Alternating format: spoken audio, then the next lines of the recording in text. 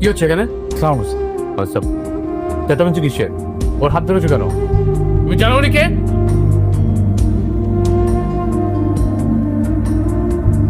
আচ্ছা সাব্বির, আমরা কি এই প্রজেক্ট থেকে ঠিকঠাক প্রফিটটা বের করতে পারবো? স্যার নর্মালি কিন্তু আমরা এখান থেকে 40% প্রফিট পাবো। যদি আপনি চান তাহলে আমরা এখান থেকে 50% পর্যন্ত দিতে পারি। Wow great. কিন্তু বিল্ডিংটা একটু নড়বড়ে খুঁজে দেওয়া। আরে সমস্যা নেই, শোনো তুমি একটা কাজ করো, তুমি এই প্ল্যানটাই করো যেটাকে আমরা 50% প্রফিট পাবো। বাবা দেখি ইদানিং খুব ব্যস্ত নাকি? যখনই দেখি সারাক্ষণ এই কাজ কাজ আর কাজ। না আঙ্কেল, একটা নতুন প্রজেক্টের পিছনে ছুটছি। আচ্ছা আচ্ছা, এই প্রজেক্টটা যদি কোনোভাবে পেয়ে যাই না, তাহলে সব খরচ বাদ দিয়েও প্রায় 100 কোটি টাকার মতো প্রফিট থাকবে। 100 কোটি টাকা? ও আচ্ছা আচ্ছা, হ্যাঁ 100 কোটি টাকা, অনেক কোটি টাকা, অনেক টাকা। এটা হচ্ছে শালিমা বিল্ডার্স গ্রুপের নতুন প্রজেক্ট। ও আচ্ছা আচ্ছা। আচ্ছা সাব্বির, তা তুমি তাহলে ওই ডিজাইনটাই করো, চাও যেটা বললাম। ওকে, আমি একটু কথা বলি। হ্যাঁ ওকে স্যার।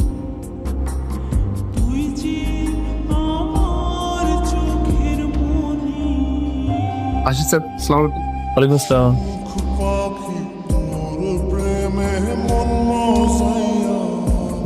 বলতেছিলাম কি বাবা, মানে ধরো অনেক বড় কাজ তো, 100 কোটি টাকা। মানে তুমি কি কোনোভাবে আমার ওই যে তোমার সঙ্গে রাখতে পারো?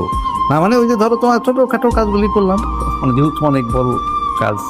না আপনি ভালো বলেছেন, আপনি থাকলে বরং কাজ আমার জন্য অনেক সহজ হয়ে যায়। আচ্ছা অন্তত আমি ওদেরকে দেখাতে পারবো যে আমি একা নই। হ্যাঁ, বাবাজি, একটা ভালো কাজ করার আগে তুমি আমার শান্তারে বিয়ে করে ফেললে ভালো হতো না? এই যে ধরো যে তুমি কাজকর্ম নিয়ে এত ব্যস্ত থাকো, ব্যস্ততার মাঝে আমার শান্তা তোমাকে আদর যত্ন কইরা যে তোমার মেজাজটা একটু ফুরফুরে থাকবো, তাই না?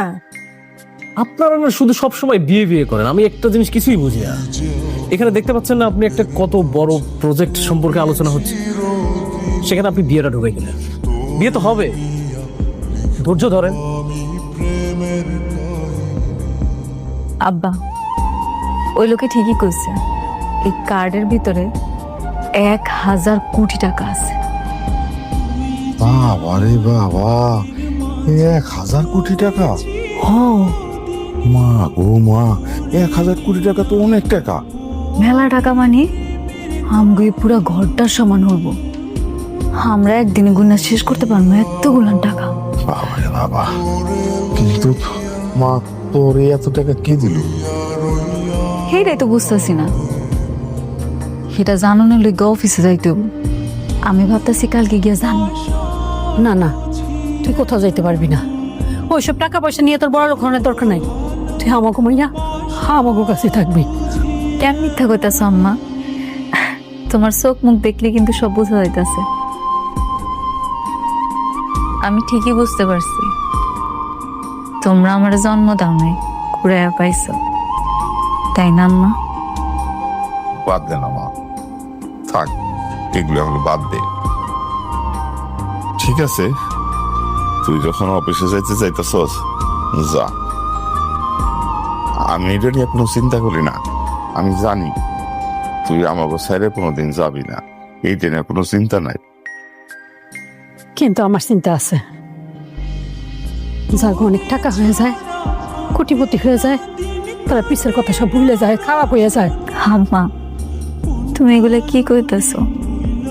আমি তোমার কথা দিতেছি, তোমার মাইয়া কোনোদিন খারাপ হইব না। হ্যালো স্যার, আমি সরি বলে দিচ্ছি, এত রাতে কল দেওয়াটা ঠিক হয়নি। এই যে রাতুলের বিষয়ে একটা খবর আছে। কি খবর? রাতুল কালকে শালিমা বিল্ডার্স অফিসে যাবে, একটা নতুন কাজের কন্ট্যাক্ট নিতে চায়। কি? শালিমা বিল্ডার্সের অফিসে রাতুলও যাবে? ঠিক আছে, আমি আমার প্ল্যানিং চেঞ্জ করছি।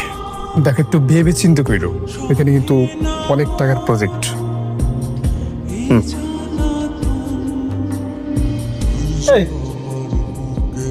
তুমি এখানে কি আয়া বইয়ের চাকরির জন্য আসছো নাকি? আমি একটা জিনিস বুঝলাম না, তুমি যেখানে আসছো তোমার সিকিউরিটি গার্ডটা আটকায় নাই? আটকে দেওয়ার কথা না, তোমার তো এইখানে তো তোমার কোনো কাজ নাই। আরে আসার সময় মনে হয় হাত পা ধরছিল, এই জন্য ভিতরে ঢুকে বসে। শুনুন, আপনি একটা কাজ করেন, আপনি না ওই কাবাবের দোকানে চলে যান। এখানে ওই কাজের বুয়ার কাজ করার থেকে কাবাবের দোকানে গিয়ে কাবাব বিক্রি করবেন, এটাই বেটার আছে। একদম। আমি না এখানে কোনো কাজ করতে আসি না। তাইলে বোধহয় সাহায্য চাইতে আসতো, তাই না? একদম সরাসরি মালিকের পা ধরে বলে, আব্বা আমার আব্বা খুব অসুস্থ, কিছু টাকা দেয়, তাহলে আমার আব্বা চিকিৎসা করতে পারছে, এটার জন্য মনে হয়েছে। এই শুনেন, আপনি জানেন এটা কত বড় একটা কোম্পানি? আপনি এখান থেকে বের হয়ে যান, এটা গরিব ফকিনীদের জন্য জায়গাই না। একদম। যান, বের হন, যান, বের হন। আমি এখান থেকে কোথাও যাবো? আমি এখানে আইছি একজনের সাথে দেখা করতে, তার সাথে দেখা কইরা তারপরই যাব। বুঝতে পারছি, ঘাট ধাক্কা খাওয়ার শখ হয়েছে, তাই না? এই সিকিউরিটি, এই সিকিউরিটি, জি স্যার, স্যার বলেন। জি স্যার, স্যার মানে জি স্যার, জি স্যার মানে কি? আরে এই গরিব ফকিরের বাচ্চা এখানে কিভাবে আসলো? মানে আমাদের মতো এই সমস্ত ভিআইপি লোকজনের সাথে এরে যায় রে। এই মুহূর্তে ওকে এখান থেকে বের করে দাও। হ্যাঁ। শুনেন ভাবি, আপনারা একটা কাজ করেন, কাবাবের দোকানে যান, কাবাব বানান, আমরা গিয়ে খেয়ে আপনাকে 500 টাকা বকশিস দিয়ে আসবো। একদম। দেন, বের করে দেন ওকে। হ্যাঁ, চলুন তো। যাও। আমি